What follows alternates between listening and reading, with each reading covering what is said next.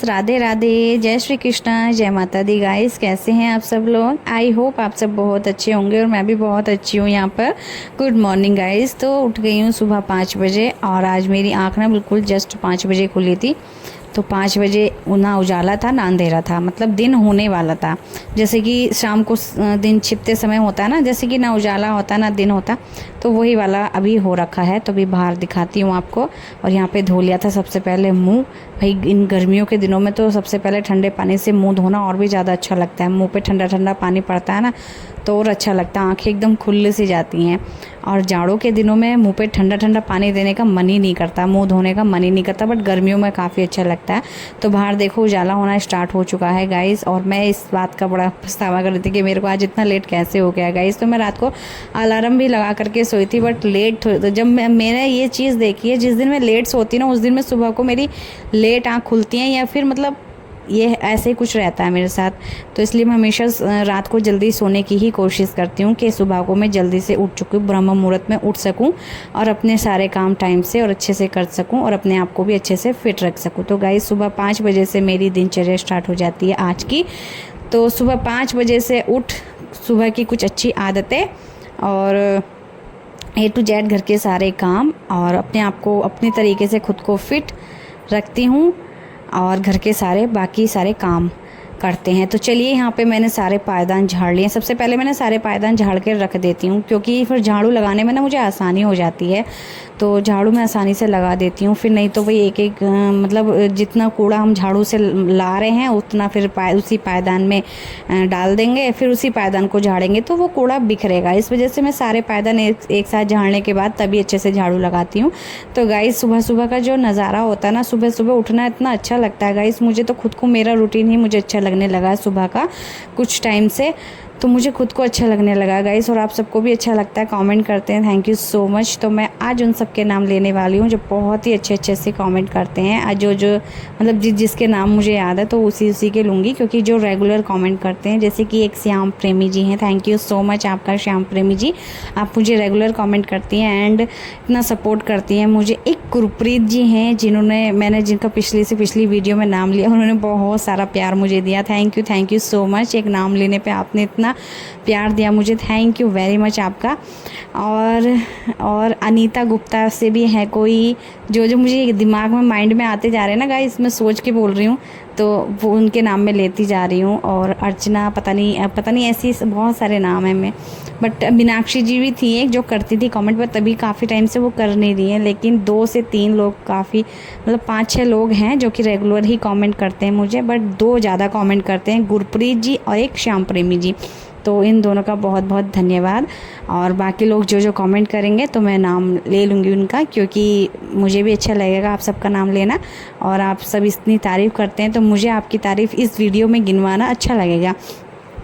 तो यहाँ पे गाइस अपने आप को फिट रखना भी बहुत ज़्यादा ज़रूरी है, और अपने तरीके से खुद को फिट रखना एकदम बढ़िया से आता है एक हाउसवाइफ को। अपने घर के काम भी करती हैं और अपने आप को फिट भी एकदम बढ़िया से रख लेती है। हाउसवाइफ इतनी ज़्यादा जिम्मेदारी अकेली सब कैसे संभाल लेती है, कैसी सारी चीज़ें मैनेज कर लेती है, ये एक हाउसवाइफ ही जानती है। और एक हाउसवाइफ अगर आपको वीडियो के जरिए दिखा रही है तो आपको एक अच्छी शिक्षा ही मिल रही है और मोटिवेशन ही मिल रहा है। बहुत सारे लोग तो गलत कमेंट करते हैं कि आप लोग अपनी दिनचर्या दिखाते क्यों हैं, सबकी दिनचर्या एक सी होती है। सबकी दिनचर्या एक सी नहीं होती है गाइस, अलग अलग होती है, कुछ सबकी अलग अलग होती है भाई।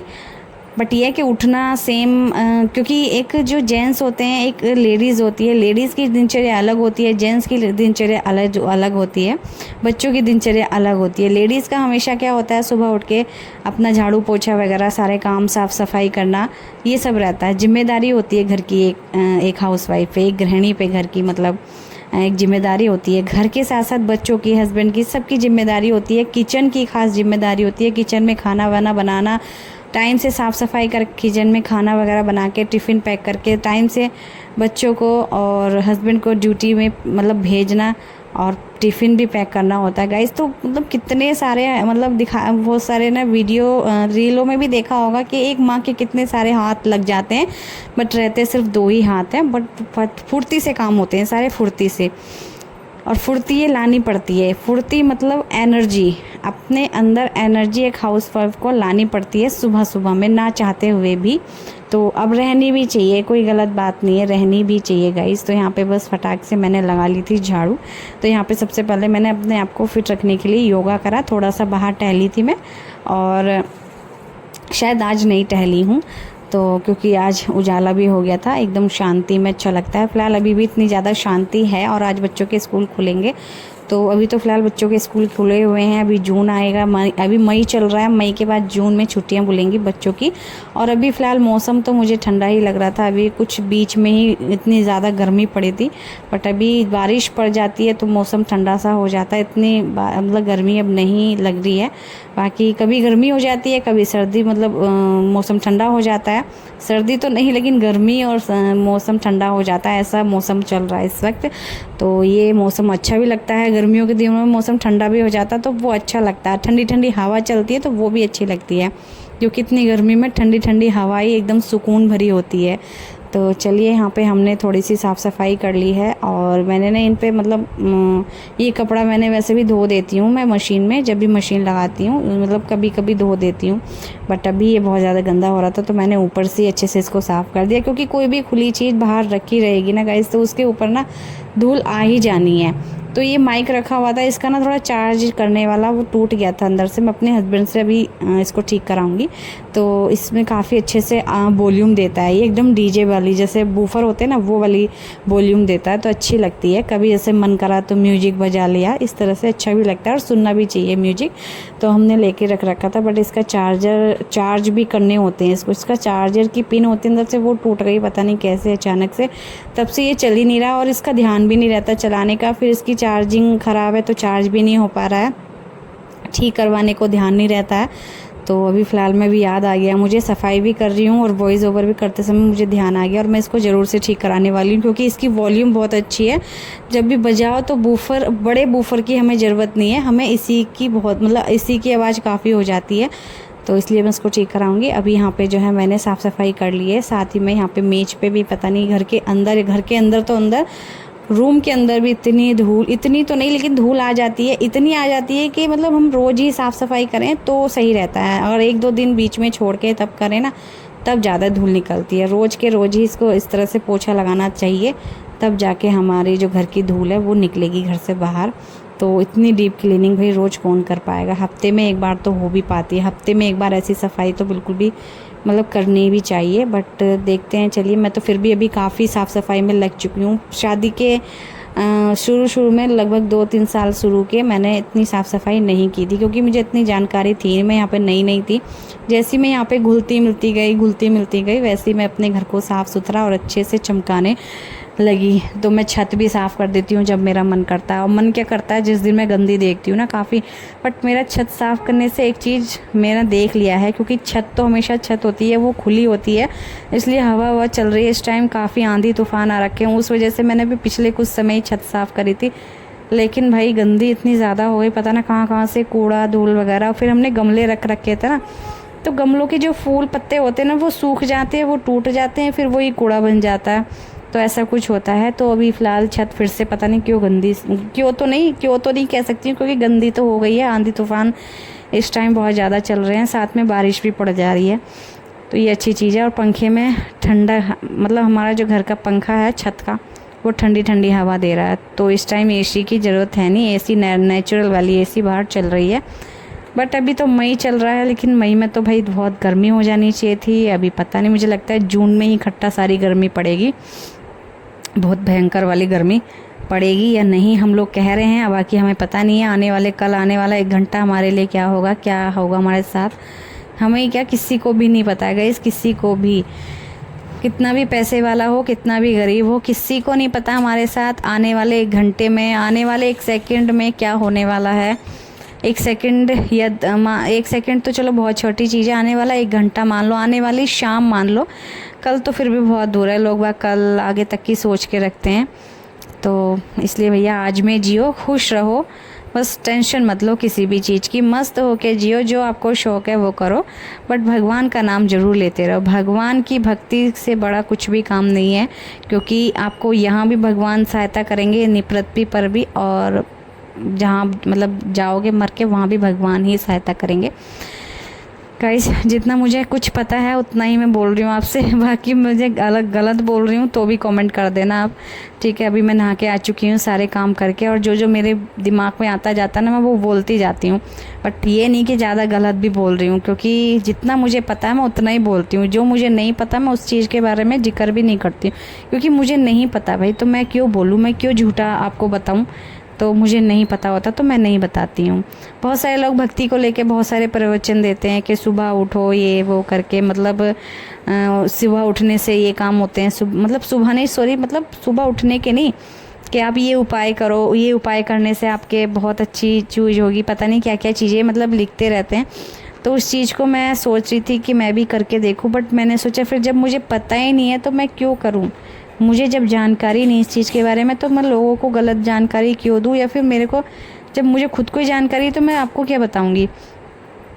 तो गलत जानकारी नहीं देनी चाहिए, जो आपको पता है वही, क्योंकि कोई विश्वास करके आपकी वीडियो देख रहा है, कोई विश्वास करके आपकी बात सुन रहा है, कोई विश्वास से ही चाह रहा होगा कि हाँ अभी ये बता रही हैं मेरे साथ भी हो, अच्छा हो मेरे साथ भी, तो ऐसा नहीं करना चाहिए।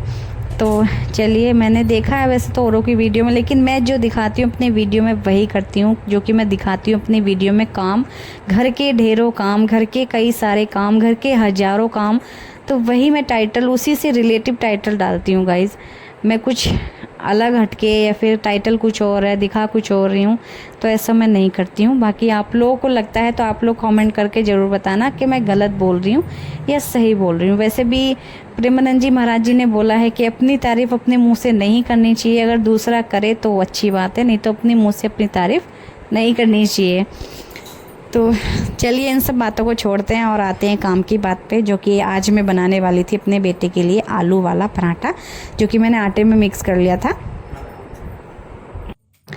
तो यहाँ पे मैंने बनाए थे अपने बेटे के लिए आलू का पराठा। आलू आटे में मिक्स करके ना बहुत ही अच्छे और सॉफ्ट पराठे बनते हैं, और इसमें नमक थोड़ा सा मिर्च मिला के ना इसको अगर बिना किसी सब्जी बिना किसी चटनी के भी खाएंगे तो बहुत अच्छा लगता है, बहुत टेस्टी लगता है ये वाला पराठा।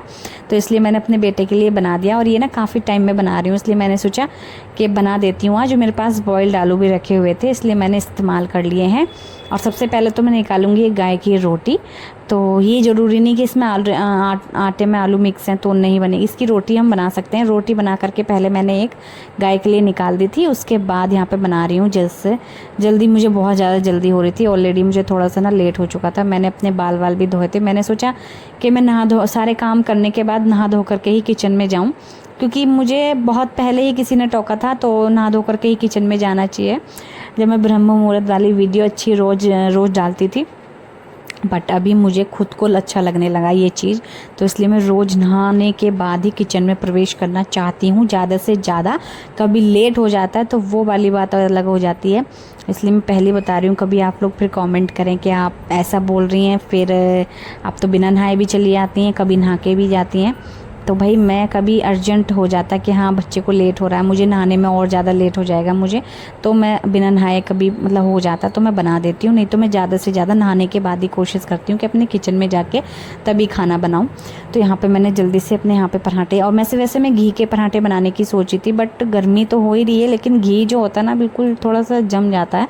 मैंने अभी घी निकाला था, वो भी जम सा गया था, हल्का सा दानेदार जैसा हो गया था, तो इसी वजह से मैंने घी में नहीं जो है पराठे ऑयल में सेक दिए थे।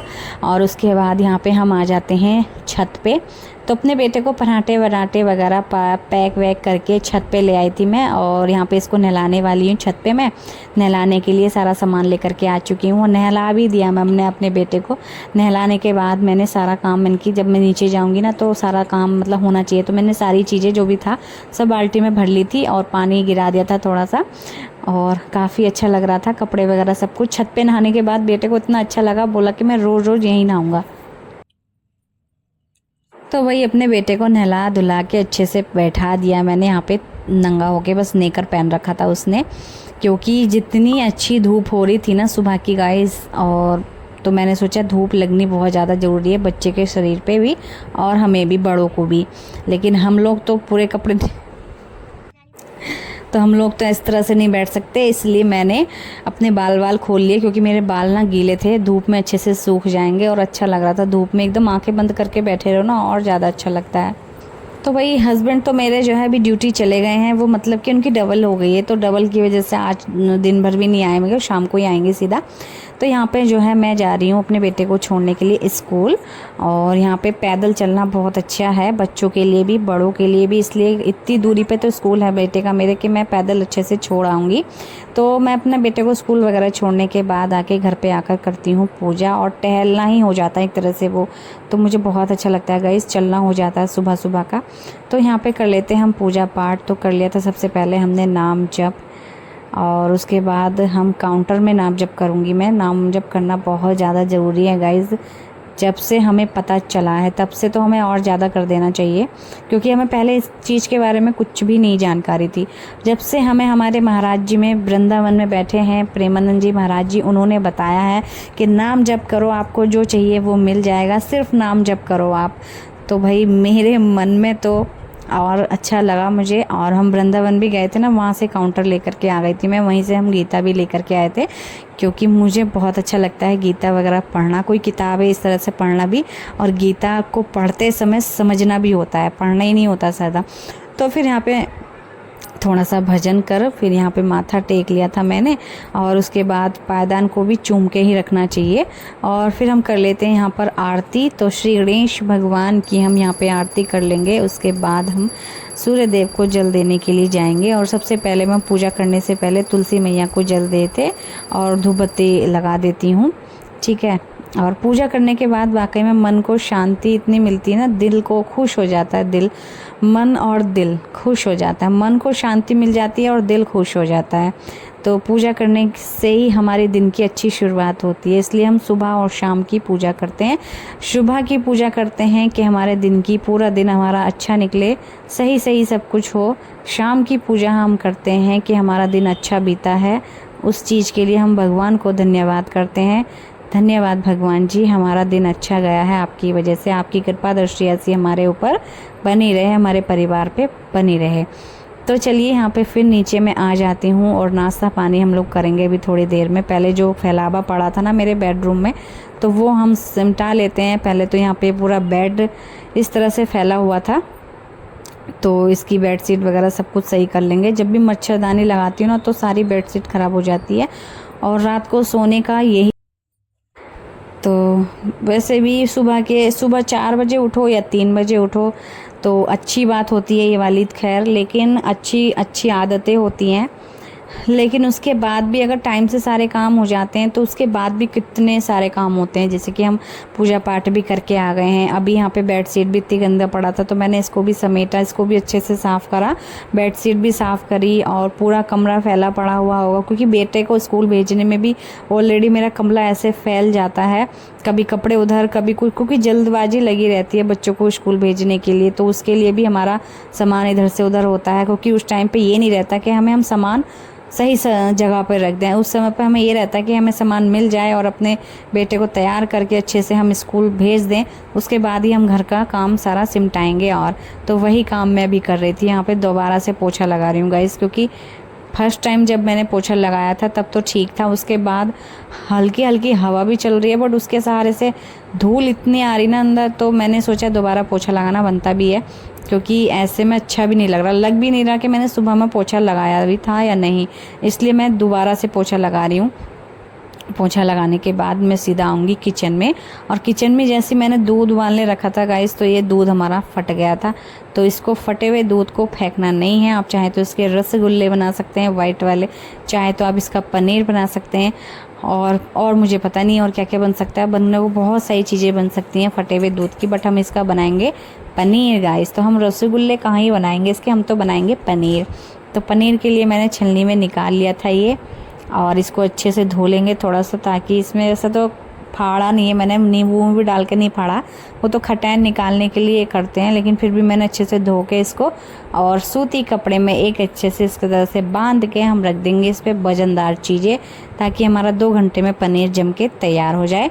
और उसके बाद मुझे लगी बहुत तेज़ वाली भूख, क्योंकि मैं ऑलरेडी सुबह से इतना सारा काम कर चुकी हूँ, तो मैं थक भी गई थी और जो है यहाँ पर भूख भी लग चुकी। तो 1 गिलास दूध ले लिया, साथ में ले ली थी नमकीन, थोड़ा सा बिस्किट और गुड़ के साथ हम पियेंगे यहाँ पर दूध गाइस। तो आपको ये व्लॉग कैसा लगा कमेंट सेक्शन में ज़रूर से बताना। राधे।